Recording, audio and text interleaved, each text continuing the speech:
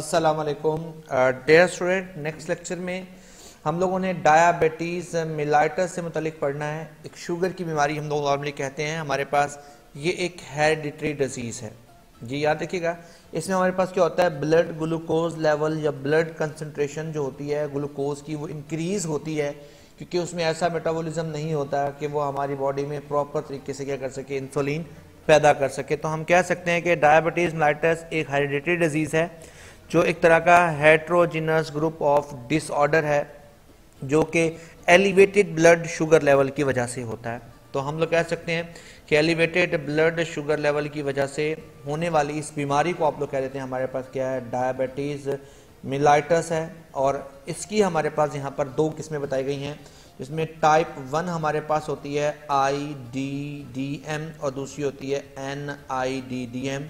इनका जो डिफरेंस होता है, एक तो याद रखिएगा स्टूडेंट, ये before the age of 40 year होती है और हम कहते हैं इसे इंसुलिन डिपेंडेंट होती है।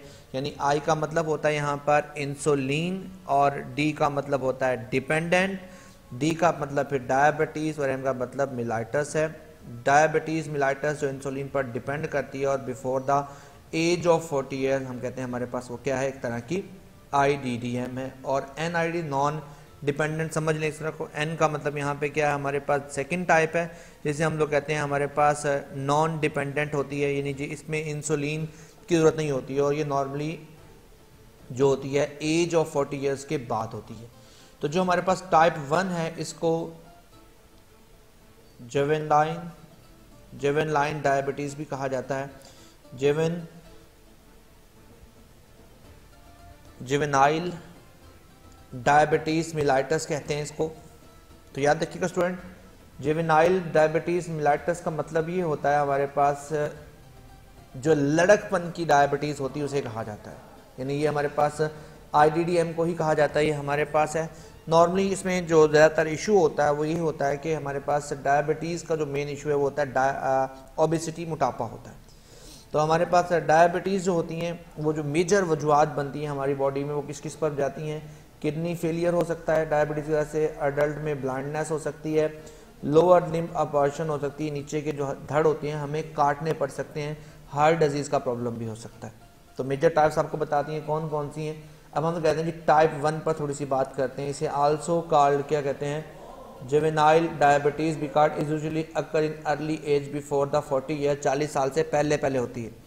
It arises due to the deficiency of pancreatic होमोसोम, क्योंकि पेंक्रियाटिक हार्मोन जो होता है इंसुलिन वो नहीं पैदा हो रहा था, पेंक्रियाज ने इंसुलिन पैदा करनी होती है, वो जब पैदा नहीं करता है before the year of 40 year age से पहले पहले, that normally routed blood glucose to cell for use. जो हमारे पास क्या होता है, जो ग्लूकोज होता है हमारे पास उसके करना रूटेड करने के लिए ज़रूरी होता है, लेकिन वो नहीं पैदा कर रहा होता, तो प्रॉपर ग्लूकोज आपके ब्लड के अंदर ऑटोमेटिकली क्या होता है, एलिवेट हो जाता है, बढ़ जाता है।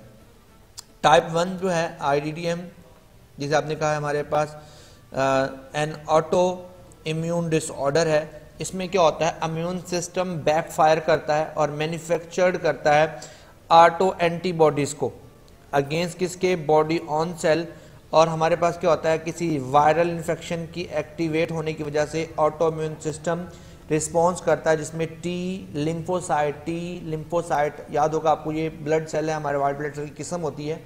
इम्यून सिस्टम में अटैक करता है किस पर, पेंक्रियाज पर, और जिससे क्या होता है, पेंक्रियाज डिस्ट्रॉय कर देता है। पेंक्रियाज के अंदर मौजूद इंसुलिन के जो बीटा सेल होते हैं जो क्या करते हैं, हमारे पास प्रोड्यूस करते हैं इंसुलिन को, उनको डिस्ट्रॉय कर देता है, जिससे क्या होता है, ओवरऑल जो प्रोडक्शन ऑफ इंसुलिन है वो रुक जाती है। और नॉर्मली क्या होता है, जो होता है वो ब्लड ग्लूकोज लेवल इंक्रीज हो जाता है। Diabetes of type 1 must receive हमारे पास exogenous from outside source insulin से आप इसको ठीक कर सकते हैं। इसलिए आप लोगों से कहा है हमारे पास क्या है, डिपेंडेंट इंसुलिन का सेटअप है। तो याद रखिएगा, progressive is being made in understanding the genetic base of this disease. अभी तक इसकी जेनेटिक बेस निकालने की कोशिश की जा रही है। तो कहा ही जाता है the insulin gene is located on the short arm of chromosome number 11। जो क्रोमोसोम नंबर 11 का शॉर्ट आर्म होता है वहाँ पर नॉर्मली कहा जाता है इंसुलिन का जीन होता है। Polymorphism and genetic variation in this locus is responsible for diabetes type ठीक है जी। और टाइप 1 में हमारे पास है सस्पेक्टेबल है, बट टुडे आज it is not more just receive a single gene trait. आज जैसे एक ट्रेट, एक जीन वाला ट्रेट नहीं समझ आता, ये कहा जाता है ये मल्टी फैक्टोरियल है, बहुत सारे जो जीन होते हैं उनकी वजह से ये होता है। मल्टी फैक्टोरियल का मतलब होता है पॉलीजेनिक है, ये बहुत सारे जीन इसमें इन्वॉल्व होते हैं और सेवरल जीन और अलील इसमें नॉर्मली इन्वॉल्व होते हैं जब जो होती है आपको डायबिटीज़ होने के चांसेस होते हैं। तो यहाँ तक हमारे पास क्या है जी, पहली किस्म की जो कि हमारे पास क्या है, नॉर्मली ये इसका जो ओवरऑल अकाउंट होता है वो 10% होता है, 10% लोगों को यही वाली इंसुलिन होती है। तो डायबिटीज़ सेकंड टाइप की आप लोगों ने कहा था जो नॉन इंसुलिन डिपेंडेंट होती है, जिस पर हम लोग इंसुलिन पर डिपेंड नहीं करते हैं, नॉर्मली ये ज़्यादातर after the age of 40 year होती है और नॉर्मली इसका जो अकाउंट है वो 90% से ज़्यादा है। तो these person produce some endogenous insulin themselves, but their body cell gradually fail to respond to insulin and cannot take up glucose from the blood। बस इनमें ये प्रॉब्लम होता है कि ब्लड से ग्लूकोज नहीं ले पाते हैं, किसी किस्म का एंडोजिनस इंसुलिन प्रोड्यूस तो करते हैं लेकिन आहिस्ता आहिस्ता उनकी बॉडी जो होती है वो इंसुलिन के अगेंस्ट रिस्पॉन्ड करना बंद कर देती है, जिससे आहिस्ता आहिस्ता कहते हैं ब्लड से वो ग्लूकोज लेने का जो प्रोसेस है वो स्टॉप हो जाता है। They develop short insulin resistance, ये कहता है सॉर्ट ऑफ इंसुलिन जो होते हैं उनके अगेंस्ट रेजिस्टेंस करना शुरू कर देते हैं। बाद में आप इंसुलिन लगाते भी हैं तो आपको उससे इंसुलिन को आपकी पूरी नहीं हो पाती है, तो ऑटोमेटिकली क्या होता है आपकी बॉडी का ग्लूकोज लेवल बढ़ना शुरू हो जाता है। 90% लोगों को यही होता है और ये उन लोगों को होता है जो मोटापे का शिकार होते हैं। It occur among the people over the age of 40 year, 40 साल से ऊपर के लोगों में होती है। More common among of the obese, मोटे लोगों में ज़्यादा होती है ओबेसिटी। इंक्रीज इंसुलिन रेजिस्टेंस, जैसे मोटापा होता है वो इंसुलिन की रेजिस्टेंस को बढ़ाता है और एक्सरसाइज रिड्यूस कर सकती है ओबेसिटी और directly increase the insulin sensitivity, improve the glucose tolerance को बढ़ा सकती है। तो हमारे पास ये नॉर्मल हमारे पास दोनों इंसुलिन से मुतलिक है। हमारे पास जो इसमें एक इम्पॉर्टेंट चीज़ और इस्तेमाल की जाती है, हम कहते हैं MODY है, हम कहते हैं हमारे पास मेच्योरिटी ऑनसेट।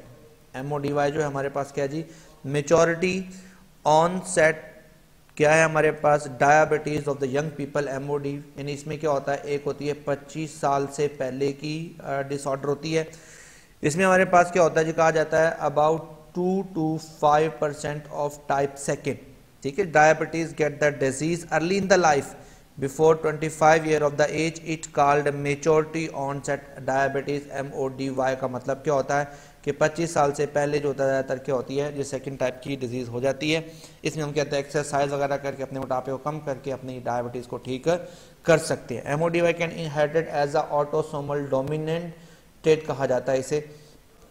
तो हमारे पास about 50% of the case MOD are cause by the mutation in glucokinase. एक हमारे पास है ग्लाइकिनेज हमारे पास है ग्लाइकिनेज क्या काम करता है, ग्लूकोज को ग्लूकोज 6 फॉस्फेट में तब्दील करता है। यानी ये कन्वर्जन होती है हमारे पास ग्लाइकोलाइसिस में, ग्लूकोज को ग्लूकोज 6 फॉस्फेट में तब्दील करना, किसके अंदर, पेंक्रियाज के अंदर। तो हमारे पेंक्रियाज के अंदर ये वाला जब हार्मोन पैदा नहीं कर पाता हमारा जीन, तो ये जीन जब हार्मोन पैदा नहीं करता तो हमारे अंदर क्या होता है, यही हार्मोन जब ये इंसान पैदा नहीं होता, जिससे क्या होता है ग्लूकोज 6 फॉस्फेट में तब्दील नहीं हो पाता, तो हमारे पास MODY होती है। ये भी एक तरह की समझ लें कि सेकेंड टाइप की जो है वो डायबिटीज़ ही है।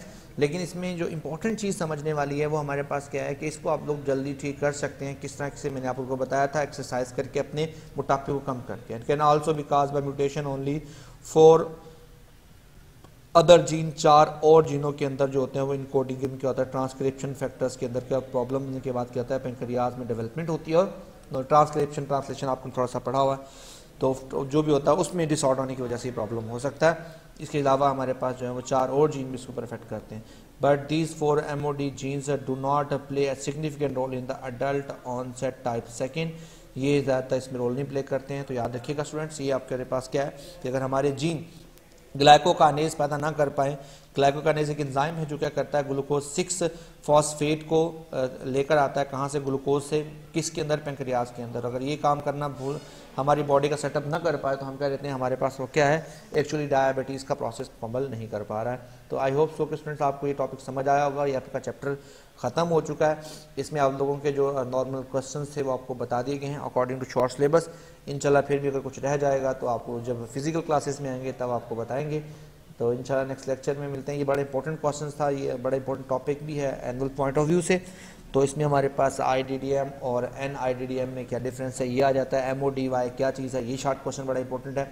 इसमें किस में कितने % हमारे पास इस डिजीज़ के होने के चांसेस होते हैं, इसका काउंट 90% है, उसका काउंट 10% था। ये सारी बातें मैंने आपको बताई हैं। तो ये सारी ऑब्जेक्टिव के लिए बहुत इंपॉर्टेंट है, किस तरह से हमारे पास बैकफायर करता है टी लिम्फोसाइट, टी सेल हमारे इम्यून सिस्टम की बैक अटैक करते हैं, जिससे पेंक्रियाज के अंदर जो बीटा सेल होते हैं जो प्रोडक्शन करते हैं इंसुलिन की, वो उनको करता है डिस्ट्रॉय करता है। जैसे क्या होती है, आपको बाहर से जो होती है आउटसोर्स की हुई जो भी हमारे पास इंसुलिन होती है जो जेनेटिक इंजीनियरिंग से पैदा करते हैं, उसको बॉडी में लेकर अपनी इस डिजीज़ को चलाना होता है। तो कहा जाता है कि नॉर्मली क्रोमोसोम नंबर 11 पर ये सारा हमारे पास मौजूद होता है, जो शॉर्ट आर्म होता है, वहाँ पर इंसुलिन को पैदा करने वाला जो जीन होता है उसको कंट्रोल करता है। तो ये हमारे पास ओवरऑल मैकेनिज्म है किसका, डायबिटीज़ का। ये लास्ट टॉपिक था चैप्टर 22 का।